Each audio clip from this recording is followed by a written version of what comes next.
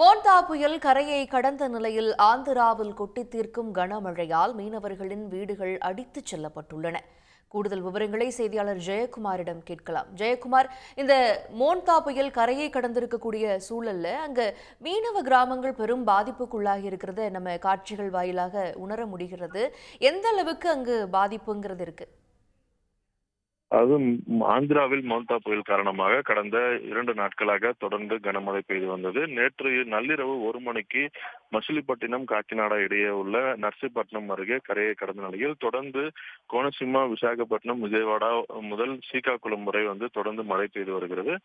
இந்த நிலையில் ஸ்ரீசைலம் அணை அருகே உள்ள அணைக்கு செல்லக்கூடிய சாலையில் மண் சரிவு ஏற்பட்டுள்ள நிலையில் அங்க பாதாள கங்கை என்று அழைக்கக்கூடிய அந்த பகுதியில் மண் சரிவு ஏற்பட்டு 3 கடைகள் சேதமடைந்தது. அந்த பகுதியில் உள்ள மீனவர்கள் கிராமத்தில் உள்ள பல வீடுகள் அடித்து செல்லப்பட்ட நிலையில் இரவு முழுவதும் மின்சாரம் துண்டிக்கப்பட்டு இருளில் சூழ்ந்து காணப்பட்டது. இதே போன்று பல ஆந்திர மாநிலத்தில் உள்ள பல கிராமங்களில் இருள் சூழ்ந்து காணப்பட்டது. 2000க்கும் மேற்பட்ட மின்கம்பங்கள் சரிந்த நிலையில் அதனை புனரமைக்கும் பணியில் தற்பொழுது அதிகாரிகள் தீவிரமாக ஈடுபட்டு வருகின்றனர்.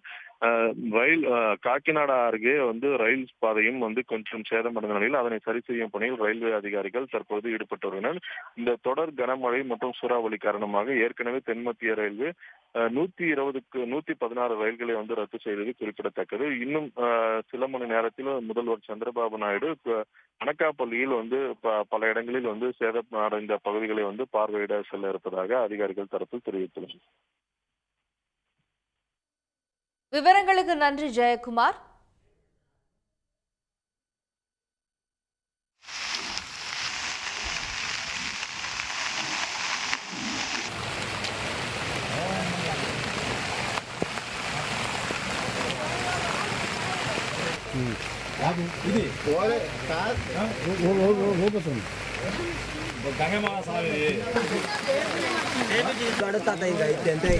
పైపైన పుట్టుకోవడానికి నీళ్ళు పడుతున్నాయి కొన్ని సందర్భంలో